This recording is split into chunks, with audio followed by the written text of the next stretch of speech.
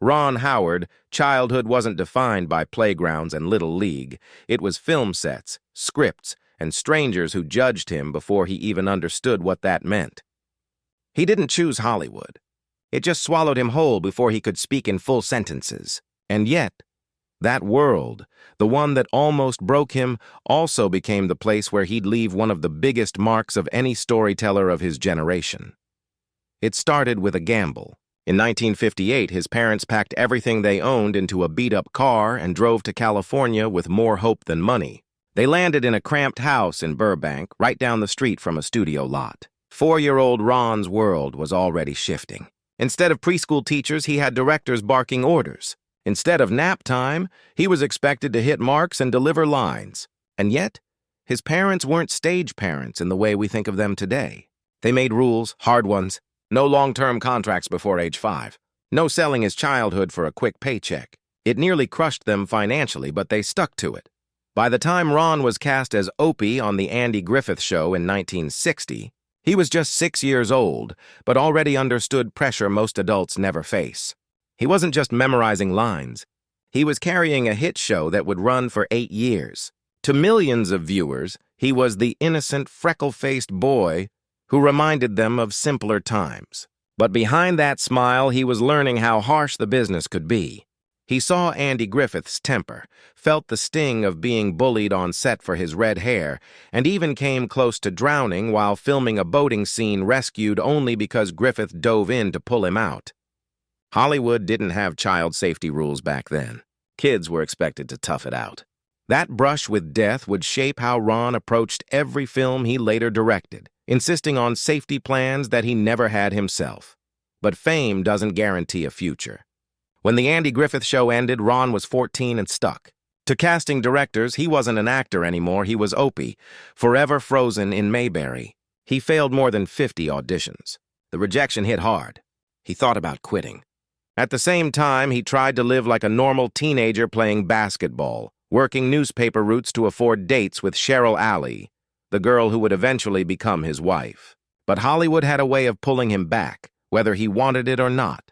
In 1973, George Lucas cast him in American Graffiti. It should have been a breakthrough, but instead, Ron was tormented by co-stars Harrison Ford and Paul Le Mat.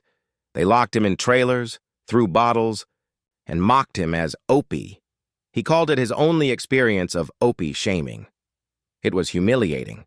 Still, he powered through, earning just $10,000 while the film went on to gross over $100 million. Years later, Ford would apologize, but the damage was done. That film taught Ron a brutal lesson. Hollywood didn't care about your past success. He found stability again with Happy Days. As Richie Cunningham, he was back in America's living rooms. But even then, the spotlight shifted. By 1976, Fonzie fever had taken over, and suddenly Ron, the star, was being pushed aside. Executives even floated renaming the show Fonzie's Happy Days. Ron threatened to quit, and fans rallied behind him, forcing ABC to back down. But something inside him shifted. Watching how money and power could rewrite even his own story, Ron realized he wanted to control the narrative instead of just playing a role in it. That's when he turned to directing. It didn't come easy. His first short film was shot on borrowed money, with friends helping out just to get it made. He faced rumors, lawsuits, and constant doubt from people who didn't take him seriously. But he refused to stop. By the time he directed Grand Theft Auto in 1977, people finally began to see him as more than the kid from Mayberry or Richie Cunningham. And that's the real story of Ron Howard. Not the polished director behind Apollo 13 or A Beautiful Mind, but the boy who almost drowned on set, the teen humiliated by his peers, the young man who worked paper routes while fighting to hold on to love, the actor who risked everything to step behind the camera. His career wasn't just about making films. It was about rewriting the script of his own life, one that Hollywood had tried to control from the moment he could walk. The truth is, Ron Howard's journey isn't really about fame or fortune. It's about resilience. About how a kid who started as a baby crawling across a set grew up to tell some of the greatest stories on screen, not because Hollywood handed him the opportunity, but because he fought through rejection, ridicule, and near ruin to take it for himself. Do you want me to keep going with this style for the later chapters of his directing? Career where he finally cements himself as a Hollywood powerhouse, or stop at the moment where he breaks. Free from acting and steps into directing, Ron Howard's story isn't just a Hollywood career. It's a marathon of battles, some public, some hidden, but all of them shaping the way he told stories on screen. He wasn't just directing movies. He was living through fires, lawsuits, betrayals, and even death threats, and somehow turning all that chaos into art that connected with millions. Ron Howard's career reads less like a straight Hollywood success story and more like a long roller coaster ride where the dips were just as dramatic as the climbs. Every time he reached a peak, controversy, chaos, or plain bad luck seemed to follow. When the Da Vinci Code dropped in 2006, it didn't just spark debate, it set off a cultural firestorm.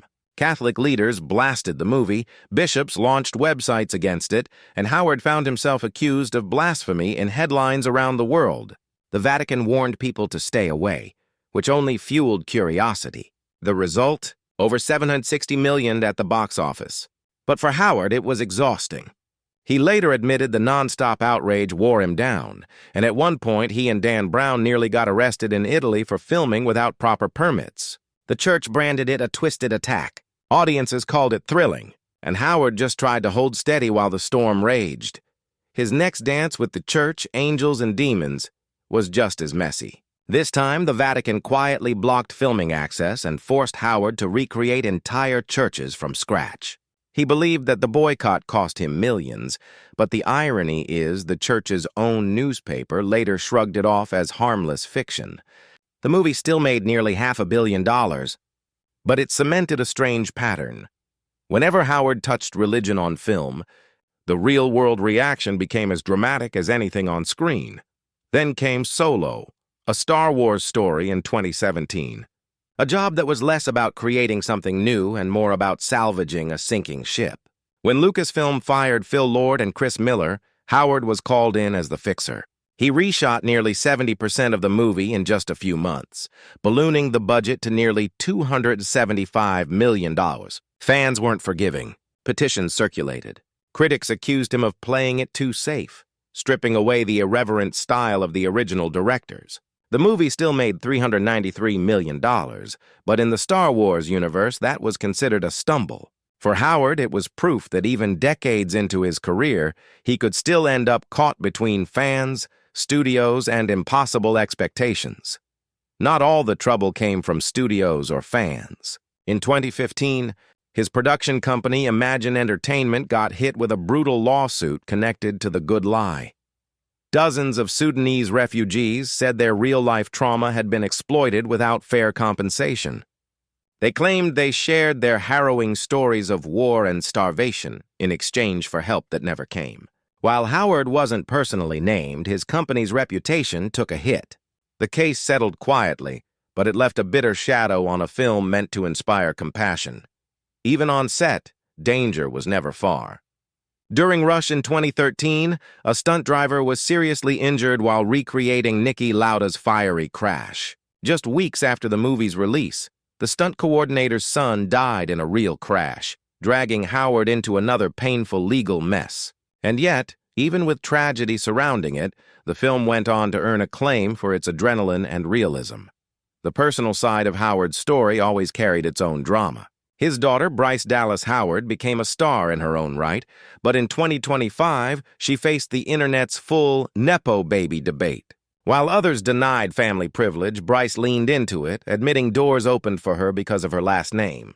The honesty won her fans, even if it reignited questions about whether Ron had given her shortcuts along the way. Ron himself stayed silent, but their bond and her career showed that the Howard name had turned into something bigger than just him. His family history was marked by loss, too. In 2017, Ron's father, Rance, passed away after a lifetime of acting in over 300 films and shows. Just days before he died, Rance was still working, still performing. For Ron, it was a reminder of where his story began, watching his parents struggle in Burbank with barely enough money, but enough grit to keep going. Through it all, Ron's marriage to Cheryl remained the anchor. 50 years strong by 2025, they had survived gossip, work obsession, and the strain of raising a family in Hollywood. They started with pizza and a movie on a teenage date, and decades later, they recreated that same night, driving around in the same VW Bug. It wasn't flashy, but it was real, and maybe that's what kept them together when so many Hollywood couples fell apart. Controversies kept finding him. In 2011, a joke about electric cars in The Dilemma brought protests from GLAAD and even Ellen DeGeneres. Howard defended it as staying true to the character, but many saw it as careless. In 2020, Hillbilly Elegy divided audiences and critics, praised by some for its emotional grit, slammed by others as exploitative poverty porn.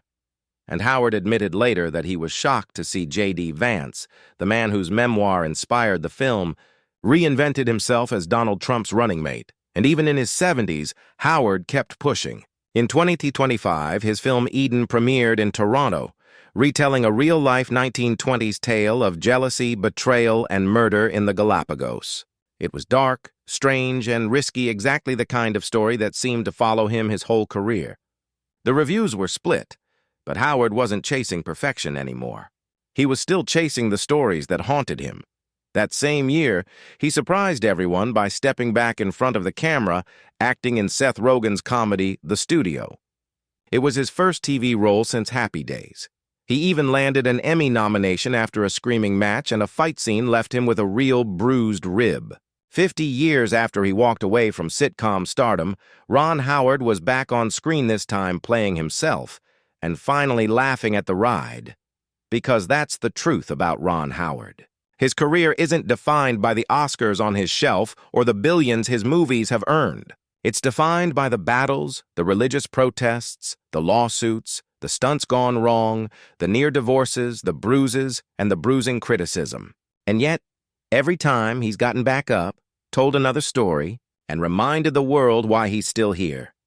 Do you want me to now polish this into a final, continuous script that flows like one immersive YouTube documentary, seamless from his childhood all the way to 2025, so it can be used directly for narration without needing breaks or stitching? By the mid-70s, he had already walked away from the biggest safety net an actor could ask for Happy Days. 20 million people tuned in every week, and he still said no. ABC dangled money in front of him, begged him to stay, but he wanted more than a paycheck. He wanted control.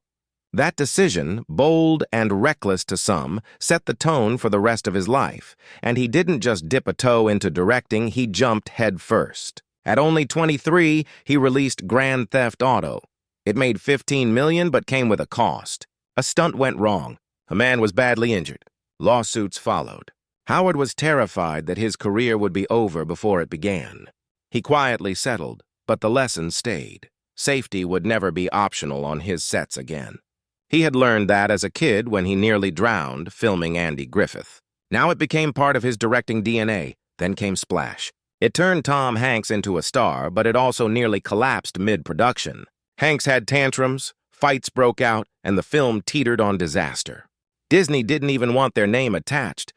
They shoved it under their new Touchstone label just to play it safe. But when it hit theaters in 1984, audiences fell in love. It made almost $70 million. Howard proved he wasn't just an actor-turned-director. He was the real deal. Of course, success never came without shadows.